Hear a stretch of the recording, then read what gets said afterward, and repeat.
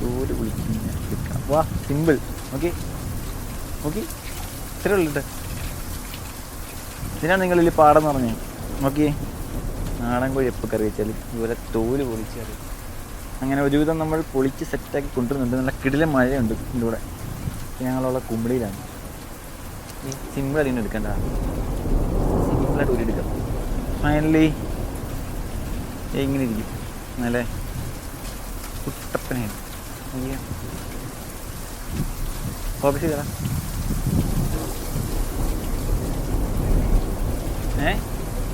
സിമ്പിളല്ലേ ഇത് പഠിക്കാൻ.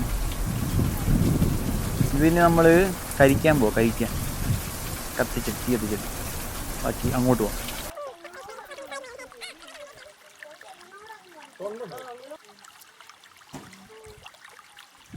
കാല് വെട്ടാത്തതിൻ്റെ റീസൺ ഇതാണ്.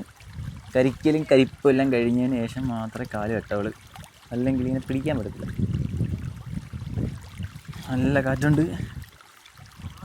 കരിക്കുന്നതിൻ്റെ ഉദ്ദേശം എന്ന് വെച്ചാൽ ഞാൻ കാണിച്ചു തരാം. ഒന്ന് ഫോക്കസ് ചെയ്തടാ.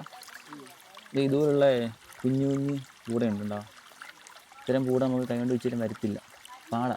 അതിനിങ്ങനെ കരിച്ച് കളയാൻ പറ്റത്തുള്ളൂ പെട്ടെന്ന്. അതേപോലെ നൈസായിട്ട് ഇങ്ങനെ കളറ് മാറി. ഗായ്സ് മിണ്ടായിരിക്കും, അല്ലെ അപ്പുറത്ത് പോകും. യെസ്, ഫൈനലി നമ്മുടെ കോഴിയുടെ ഔട്ട്ലുക്ക് നോക്കൂ. പക്ക സാധനമായിട്ടൊക്കെയാണ്. ഇനി നമ്മൾ സ്ക്രബ്ബർ ഇട്ടൊന്ന് റെഡിയാക്കിയിട്ട് പീസാക്കാം. ഓക്കെ, പിടിക്കുക, ജസ്റ്റ് ഒരു കാച്ചിടുക. ഓക്കെ, കറക്റ്റ് ഇതിൽ വരും. നോക്കാം.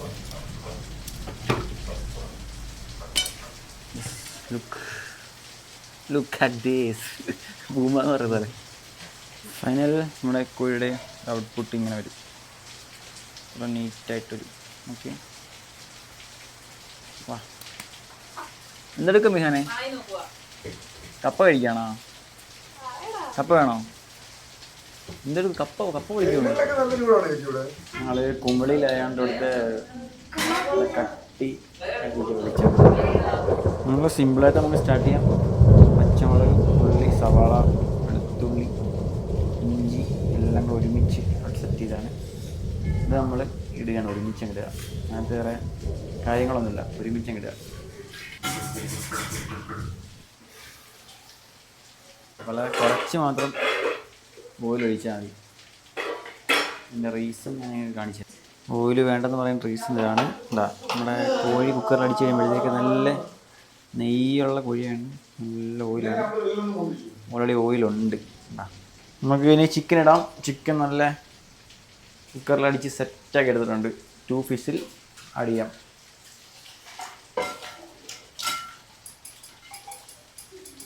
ഇടന്ന് കുറച്ച് നേരം ഒന്ന് വേവണം. അടച്ച് വെച്ച് നമ്മൾ വേവിക്കും. എന്നിട്ട് ശേഷം മുളക് പൊടി മൂപ്പിച്ചിടാം. നമുക്ക് ഇങ്ങനെ നമുക്ക് അടച്ച് വെച്ചൊരു 15 മിനിറ്റ്. ആദ്യം കളറിന് ശകലം മുളക് പൊടി മതി. മല്ലിപ്പൊടി അതിൻ്റെ ഡബിൾ ട്രിപ്പിൾ, മഞ്ഞൾപ്പൊടി, ഗരം മസാല, നമ്മുടെ ചിക്കൻ മസാല, കുരുമുളക് പൊടി ടീസ്പൂൺ. ഇത്രയും പൊടി മസാലകൾ മാത്രമേ ഉള്ളൂ. നമുക്ക് ഇവനെ ചൂടാക്കി കറിവേടുക, വഴറ്റെടുക്കുക. 5 മിനിറ്റ് ശേഷം നോക്കുകയാണ്. ചിക്കൻ നല്ല അടിപൊളിയായിട്ട് വെന്ത് സെറ്റായി. ഇനിയാണ് നമ്മളത് പൊടി ചേർക്കാൻ പാടുള്ളൂ. നല്ല മൂപ്പിച്ച് വെച്ച പൊടി. ഇതിങ്ങനെ ജസ്റ്റ് മൂപ്പിച്ച പൊടിയാണ്. ഇത് ചേർത്ത് ഇളക്കാം. നമുക്ക് നമ്മുടെ തേങ്ങാപ്പാൽ 2-ാം പാലിൽ വേവിച്ചെടുക്കാം. ഒരു 10 മിനിറ്റ്. കറക്റ്റ് നമ്മുടെ 1-ാം പാൽ ചേർക്കാൻ ടൈമായപ്പോൾ കറണ്ട് പോയ ശേഷമാണ് ചേർക്കുന്നത്. ടോർച്ചൊക്കെ അടിച്ച് വെച്ചുകൊണ്ട് 1-ാം പാൽ ചേർക്കുക. 1-ാം പാൽ ചേർത്ത് നമുക്ക് പിന്നെ ഒരു 1-ാം പാൽ നല്ല കട്ട 1-ാം പാല വെയിറ്റ് ചെയ്യാം. ഒരു 5 മിനിറ്റ്സ് വെയിറ്റ് ചെയ്താൽ മതി. ഫൈനലി നമ്മുടെ കറി റെഡി ആയിരിക്കുകയാണ്. നമുക്ക് കഴിച്ച് നോക്കാം. നോക്കൂ, നല്ല കിടിലം അടിപൊളിയായിട്ട് വെന്തിട്ടുണ്ട്, സെറ്റായിട്ട് വെന്തിട്ടുണ്ട്. ഓക്കെ, പിന്നെ ടേസ്റ്റ് ചെയ്യാം. ഫോക്കസ് ചെയ്യണേ.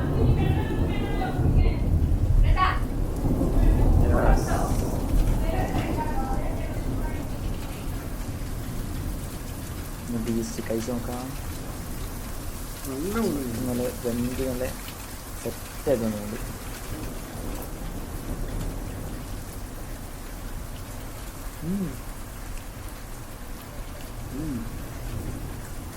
പൊളിയാണ്. ഒന്നുമല്ല,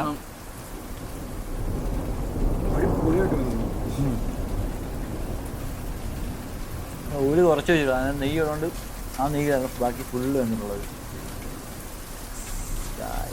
ഇതാണ് സാധനം, ഇങ്ങനെ വേണം. നല്ല അടിപൊളി പഞ്ഞി പോലെ അടിപൊളി പിടിക്കുക, എടുത്ത് വെക്കായുടെ